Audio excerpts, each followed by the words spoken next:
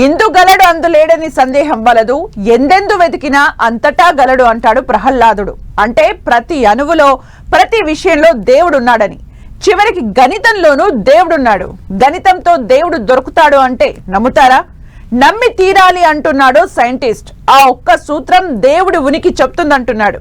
ఇంతకీ ఏంటా సూత్రం? ఇక దేవుడు దొరికేసినట్లేనా? దేవుడు లేడనే వారికి ఆన్సర్ కూడా దొరికినట్లేనా? ఆయన ఏం చెప్పాడు?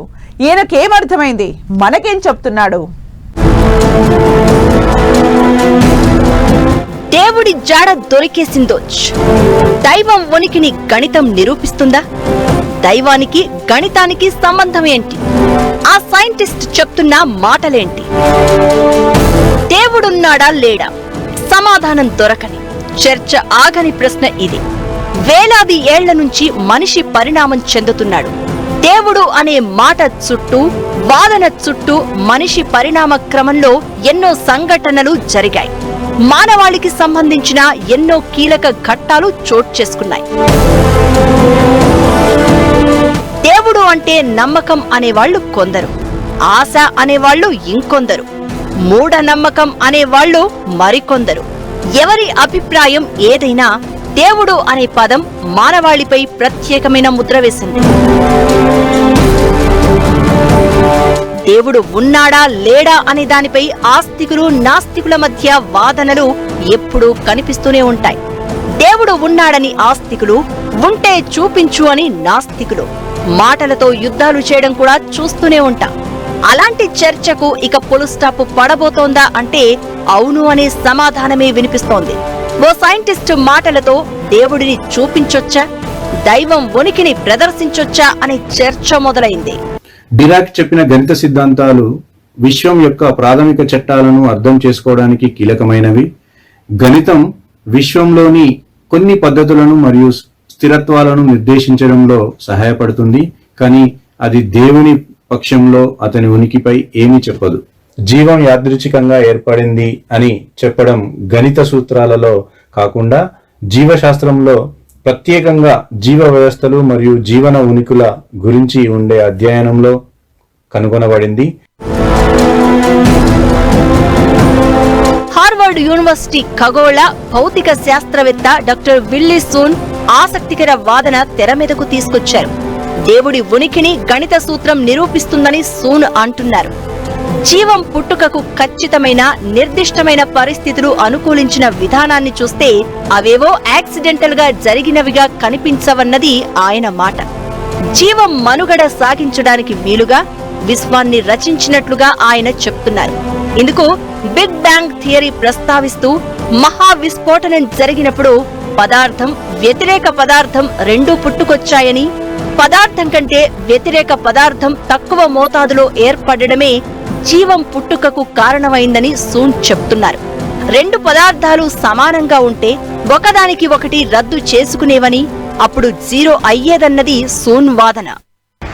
అంకెలలో డివైన్ ప్రొపార్షన్ అనేటటువంటిది డిరాక్ కానీ లేదు ఫిబొనాక్సీ నెంబర్ అని 1 1 2 3 5 అనే ప్యాటర్న్ లో మనకి ఫిబొనాక్సీ నెంబర్ అనేది చెప్తుంది.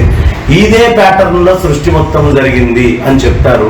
కానీ మనం ఆ పరమాత్మ యొక్క ఇంటెలిజెన్స్ ని ఈ హ్యూమన్ ఇంటెలిజెన్స్ తోటి గుర్తుపట్టడం చాలా కష్టం. ఇప్పటికీ సైన్స్ ల్యాబ్స్ లో మనం ఏముంది కనుక్కోవాలనే ప్రయత్నం చేస్తున్నాం. ఈ ఇచ్చినటువంటి మ్యాథమెటిషియన్ దగ్గరికి ఎప్పుడు వెళ్ళగలం? పూర్తిగా కనుక్కున్న తర్వాత వెళ్ళగలం. ప్రపంచాన్ని దేవుడే నడిపిస్తున్నాడా లేదా అన్న సంగతి పక్కన పెడితే, ఏదో శక్తి మాత్రం ఖచ్చితంగా ఈ ప్రపంచం వెనుక ఉంది అన్నది చాలా మంది అభిప్రాయం. అయితే సోన్ కూడా ఇప్పుడు అలాంటి చర్చే తీసుకువచ్చారు.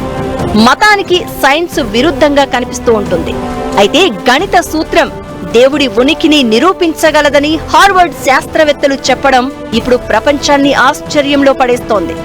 విశ్వంలోని వివిధ మూలకాలు, అంశాల్ని చూసినప్పుడు ఏదో అత్యున్నత శక్తి పనిచేస్తున్నట్లు చెప్తారు. దీనికి ఉదాహరణగా గురుత్వాకర్షణ సమాన స్థితిలో ఉండడం ఈ వాదనకు బలం చేకూరేలా చేస్తుంది. గురుత్వాకర్షణ శక్తి బలహీనంగా ఉంటే నక్షత్రాలు, నక్షత్ర మండలాలు, గ్రహాలు ఏర్పడేవి కాదు కదా. గురుత్వాకర్షణ శక్తి బలంగా ఉండే కృష్ణబిలంలో విశ్వం కుప్పకూలిపోయేది కదా అన్నది మరో ప్రశ్న. సూన్ చెప్తున్న మాటలు ఫేమస్ సైంటిస్ట్ డిరాక్ మాటలను గుర్తు చేస్తున్నాయి. దీంతో ఇప్పుడు ప్రపంచవ్యాప్తంగా కొత్త చర్చ జరుగుతోంది. సూన్ చెప్పిన మాటలకు డిరాక్ పరిశోధనలకు చాలా పోలికలు ఉన్నాయి. దీంతో ఇప్పుడు దేవుడు అనే మాట చుట్టూ మళ్లీ చర్చ మొదలైంది. దేవుడు లేకుండా ఇలా జరుగుతుందా, ఇదంతా జరుగుతుందా అని ఆస్తికులు వాదన మొదలుపెట్టారు. దేవుడు ఉన్నాడా లేడా, దైవం ఉనికిని అసలు గణితం ఎలా ప్రూవ్ చేస్తుంది? సూన్ మాటతో గుర్తుకు వస్తున్న డిరాక్ ఎవరు? ఆయనేం చెప్పారు? అసలు ఏం చేశారు? సూన్ వాదనతో ఇప్పుడు ప్రపంచ వ్యాప్తంగా వినిపిస్తున్న చర్చ ఏంటి? ఇద్దరి సంగతి సరే, స్టీఫెన్ హాకింగ్ చెప్పింది కూడా అదేనా? దేవుడు లేడు అనే వారికి ఇకపై ఆన్సర్ దొరికినట్లేనా?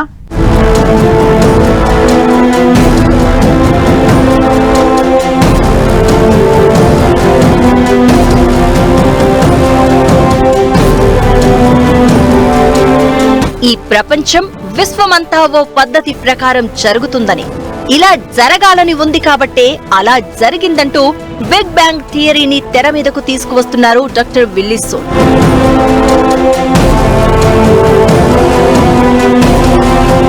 భౌతిక శాస్త్ర నియమాలు కూడా అలానే నడుస్తున్నాయని, అన్నీ కరెక్ట్ గా సెట్ చేసినట్టు ఉన్నాయన్నది ఆయన వాదన.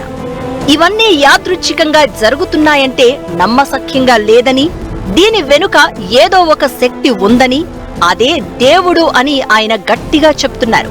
దీనికోసం Cambridge university maths scientist Paul Dirac చెప్పిన ఫార్ములాను ఎగ్జాంపుల్ గా చూపిస్తున్నారు. నిజానికి 1963లోనే ఈ మిస్టరీపై పాల్ డిరాక్ స్వయంగా మాట్లాడారు. ప్రకృతి చాలా లోతైన, అందమైన, క్లిష్టమైన గణిత సూత్రాలను పాటిస్తుందని, విశ్వం నిర్మాణం ఇలా ఎందుకు ఉందో అర్థం కావడం లేదంటూ కామెంట్ చేశారు. దేవుడు గొప్ప గణిత శాస్త్రవేత్త అయి ఉంటాడని, అందుకే ఈ విశ్వాన్ని అంతా లెక్కలు వేసి క్రియేట్ చేసుంటాడని అన్నారు. డిరాక్ ఈ మాటలనే ఇప్పుడు సూన్ ప్రస్తావిస్తున్నారు. దేవుడు ఉన్నాడని వాదిస్తున్నారు. మత విశ్వాసాల్లో దేవుడు ఏమిటి?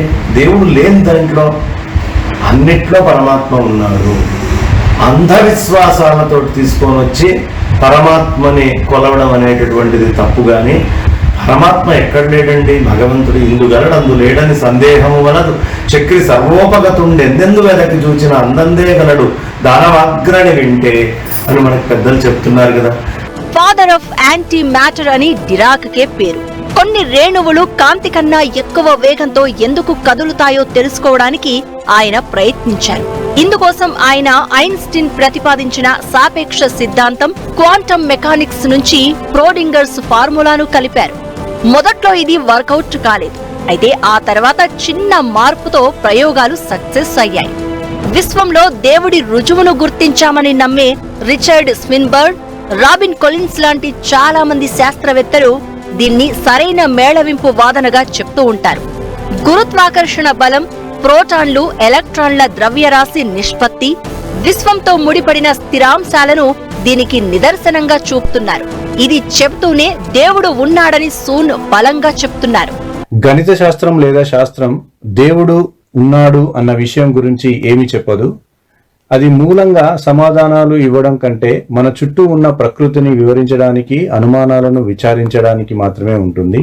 శాస్త్రం సృష్టి మరియు విశ్వం గురించి వివిధ సిద్ధాంతాలను నిర్ధారించడానికి సహాయపడుతుంది, కానీ దేవుని ఉనికి కోసం నిర్ధారిత ఆధారాలు ఇవ్వడానికి ఇది ఏ విధంగా పనికిరాదు. డిరాక్ ఇప్పుడు సూన్ వాదనలు ఎలా ఉన్నా, దేవుడి గురించి స్టీఫెన్ హాకింగ్ లాంటి వాళ్లది మరో రకం అభిప్రాయం. తన చివరి పుస్తకం brief answers to the big questions లో దేవుడిపై తన అభిప్రాయాన్ని స్పష్టంగా చెప్పారు హాకింగ్. ప్రకృతి నియమాలే దేవుడి పని అని అనుకోవచ్చు, కానీ అది దేవుడిని నిర్వచించడం వరకే పరిమితం అవుతుందని, ఆయన ఉన్నారని నిరూపించలేమంటూ హాకింగ్ చెప్పుకొచ్చారు. మనం ఏం నమ్మాలన్నా మనిష్టం, అయితే దేవుడు లేడన్నదే తనకు కరెక్ట్ అనిపిస్తుందంటూ రాసుకొచ్చారు. ఇలా సూన్, స్టీఫెన్ హాకింగ్ ఇద్దరు రెండు వేర్వేరు అభిప్రాయాలను చెప్పారు. ఒకరు గణితంలోని అందం దేవుడికి నిదర్శనమంటే మరొకరు సైన్స్ మాత్రమే అన్నింటికీ సమాధానం అని నమ్మారు.